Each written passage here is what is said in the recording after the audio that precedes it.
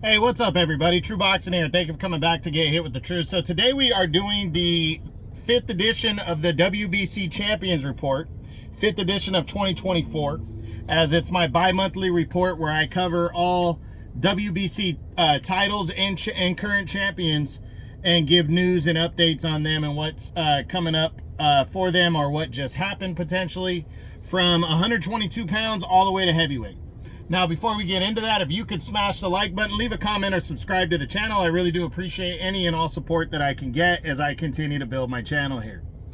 So, we're going to start at 122 and work our way up all the way to heavyweight, given any news and updates. We start at 122 super bantamweight, where the reigning undefeated WBC and undisputed super bantamweight champ is Naoya Inoue, the monster. Inoue, at the beginning of September, retained his undisputed title when he destroyed former champ TJ Doheny with a 6th-round TKO victory. We knew he wanted to return in December to make a 3rd defense this year of his undisputed title.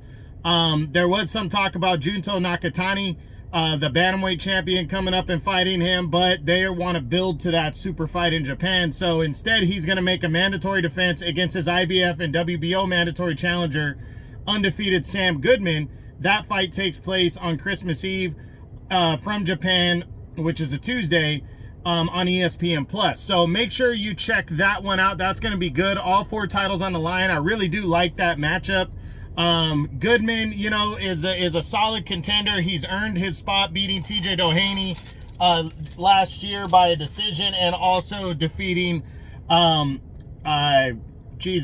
Alim in a mandatory eliminator, so that earned him the shot. So a good matchup. I'll give my prediction on that when I do my breakdown video on that fight at the beginning of December. Next, at 126 featherweight, we have a new champion. Brandon Figueroa has been upgraded to WBC full champion at featherweight, making him a 2-division world champ now. Ray Vargas was the champion, and he was supposed to fight Figueroa in a mandatory fight, but for some reason he's been named champion in recess, so his reign is officially over. Champion in recess for him means, though, that he can come back and fight for the title anytime he wants and move ahead of a mandatory challenger. Now, for Figueroa, he's already signed his next fight, and it will be to try to avenge the only defeat of his career when he takes on Stephen Fulton Jr., in what is supposed to take place on December 14th on the Tank Davis Lamont Roach undercard. Now, I said supposed to take place because it's still slated on the schedule to be the co-main, but there's talks now that that fight could be moved off of the Tank Davis undercard and move into January, and he could still fight on a big card like the Benavidez-Morel if Tank Davis joins up with Benavidez again in a joint pay-per-view, and then this fight could take place on the undercard. So we'll see. Hopefully we find out. I'm not giving my prediction on this fight until I do the breakdown video anyways, but I'm really looking forward to seeing this rematch and happy that it's going to happen for both fighters. I think it's good. So we'll see what goes down. December 14th is when it's supposed to take place on Amazon pay-per-view. Figueroa Fulton for the WBC title at featherweight. Then at 130, the championship goes on the line November 2nd at super featherweight in a mandatory rematch as new champion Robson Conceição faces O'Shaquie Foster. They fought in July. Conceição took a very controversial decision victory over Foster to become the new champion in his, I think that was his 3rd attempt at a world title. You know, most people feel that Foster won that fight. I feel the same way. It's one of the most controversial fights of the year. That's why the WBC mandated the rematch. And this Saturday, November 2nd, these two guys will fight again. Now, I already did my breakdown video on the fight, so I'll give you my prediction. I'm picking O'Shaquie Foster by a decision over Conceição, but I do think the fight's going to be better in the rematch because Foster's going to open up and not be so defensive. So it should be a pretty good damn fight in the rematch here, November 2nd. On ESPN. Then at lightweight, 135, reigning undefeated champion is Shakur Stevenson. Stevenson fought in July, dominating Artem Hardarunyan with a unanimous decision.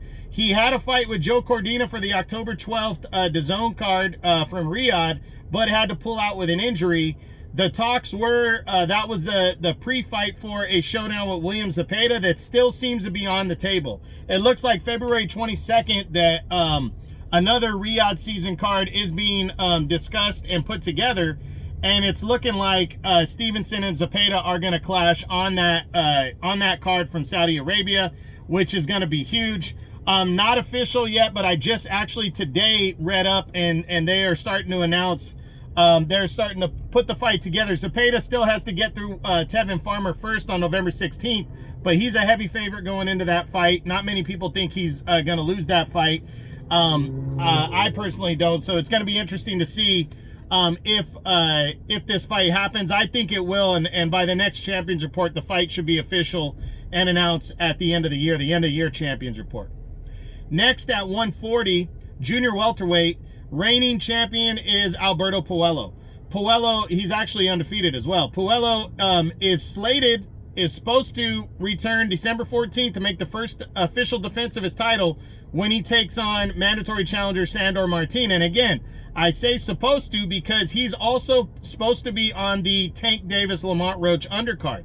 But there's been recent talks that Tank Davis is going to get moved off of that card and could join David Benavidez in January, which they're pinpointing, I think, January 25th. He could be taking on David Benavidez. I mean, he could be joining that card, and then Puello and Martin would either move on to that card, or there's, they could move on the Spence and Fundora card whenever that's supposed to take place. But if the fight takes place, I'm not going to give my prediction because I need to do a breakdown video on that fight, but I'm super excited for that fight. Two crafty southpaws, and I'm looking forward to seeing who can pull that one out if it takes place December 14th on Amazon pay-per-view. Next at 154 super welterweight, the reigning WBC unified champion is Sebastian Fundora. He holds both the WBC and WBO belts. We know that Fundora has been granted by Bud Crawford after being ordered to face him, as Crawford's the WBO interim champion. Fundora has been allowed to take the fight with Errol Spence, which is the much desired fight that Spence wants, and that fight is speculated for very early 2025. But the WBO hasn't officially granted that fight, but I haven't heard anything from the WBO that's going to say that both belts will not be on the line. At the very least, I think Fundora and Spence are going to clash for at least the WBC belt. That fight should be announced by the end of year Champions Report and be finalized and good to go in early 2025. Next at 160 middleweight, the reigning champion there is Carlos Adames. Haven't heard anything on Adames on when he's coming back. You know, I think he fought back in June on the Tank Davis undercard. Kind of got a lackluster, close, somewhat controversial decision win over Terrell Gausha. Haven't heard anything since. I'm hoping that Adames and Erislandy Lara are going to agree to unify belts next year on a big card. They're both PBC guys, but we'll see what goes down. Hopefully by the end of the year Champions Report, we hear some news on Adames and what he's doing next. We know his mandatory challenger, Hamza Shiraz, his number one contender, is right now in talks to face WBO champion Janabek Alamanhalai, because he's the mandatory challenger over there as well. So again, end of year Champions Report, hopefully we got a better idea on Adames. Next at 168, the reigning WBC and unified super middleweight champion is Canelo Alvarez still. Canelo returned in September, defended his 3 belts against Edgar Berlanga, the undefeated contender, dominated him over 12 rounds to a convincing unanimous decision, scored a knockdown, retained all 3 belts. Canelo doesn't seem to be in jeopardy of being stripped of the WBC belt anymore, simply because Benavidez has decided, his interim champion, Benavidez has decided to stay at 175 for another fight to defend his interim belt and go for the WBA regular belt. Looks like Benavidez is going to fight David Morrell there at 175 for Canelo. We don't know, since the win over Berlanga, exactly what he's deciding to do. We know there's constant talks going on with Bud Crawford. There's also been recent rumors that Canelo is potentially interested in a showdown with Artur Beterbiev, the new undisputed light heavyweight champion. So that's big right there. Hopefully by the next Champions Report, the end of the year Champions Report, we get an idea of what Canelo is thinking about doing for his big May fight that he always has. Next at 175 light heavyweight, we just discussed the new undisputed light heavyweight champion of the world, Artur Beterbiev. He scored the biggest victory of his career on October 12th during the Riyadh season card on ESPN, when he scored a hard-fought, somewhat controversial majority decision victory over Dimitri Bivol to unify all 4 belts and become undisputed champion. He retained the WBC belt in that process, and now is, there's talks of an immediate rematch with Bivol, but there's also been talks that both are going to have a fight in the interim. And then that originally was thought that maybe he will make his IBF mandatory defense against Michael Eifert. The IBF ordered that fight to take place already. There was talks of him possibly vacating the belt to fight Bivol, though. Now, as I just said, Canelo has become a potential option, and obviously that's the biggest fight that Beterbiev could get, and it would be huge. So we'll see. Hopefully by the end of the year Champions Report, we'll see what the new undisputed champion is doing. If he still holds on to his belt, or all 4 of his belts, he will still be the WBC champion for sure, though, at 175. Next at 200 cruiserweight, Noel Gavor Mikhailian is the reigning champ, but for the 6th time, reportedly, the 6th time, he has pulled out of his mandatory defense against Canadian Ryan Rozicki. For what reason, we do not know. They were supposed to fight in September and October, actually twice in September. They had 2 September dates, and then again they said because of Don King's health, because he's the promoter of the mandatory fight, the fight got pushed off, and it was supposed to take place on December 7th apparently, and he's pulled out of that one as well. So he has not fought all year. He's supposed to fight his mandatory. Right now there's rumors that Rozicki is going to be allowed to fight Yamil Peralta for the interim belt, and then at some point Mikhailian will be stripped of his belt and Rozicki upgraded to full champion. We have no idea for sure if that's going to be the case. We know that I'm hoping that Rozicki and Peralta, if it does happen for the interim belt, happens before the end of the year. So we're not stalling anymore. But hopefully by the end of the year Champions Report, we have a better idea of what's going to go on with the WBC Cruiserweight Championship. And finally, at 200 pounds heavyweight, finally at heavyweight, the reigning WBC Unified Champion is Alexander Usyk. His moment is here, December 21st. He will defend the WBC and Unified Championship against Tyson Fury in a rematch from their May battle where Usyk took a split decision in that fight. Big time matchup for those two, December 21st on DAZN and ESPN pay-per-view. Gonna be a big one. I'm really pumped up for the rematch. I think it's gonna be good. The first fight was really good. The rematch should also be good. I'm not giving my prediction until I do my breakdown video, which will be towards the end of November. But this is a big fight right here, and I can't wait to see it December 21st on ESPN and DAZN pay-per-view. So all the title fights that are taking place before the end of the year, nothing at 175, nothing at 168, nothing at 160, nothing at 154. But at 147, I actually missed welterweight champion Mario Barrios. I missed him. He defends his title on November 15th on Netflix against Abel Ramos. That's an all action-packed fight. It's on the Mike Tyson, Jake Paul undercard.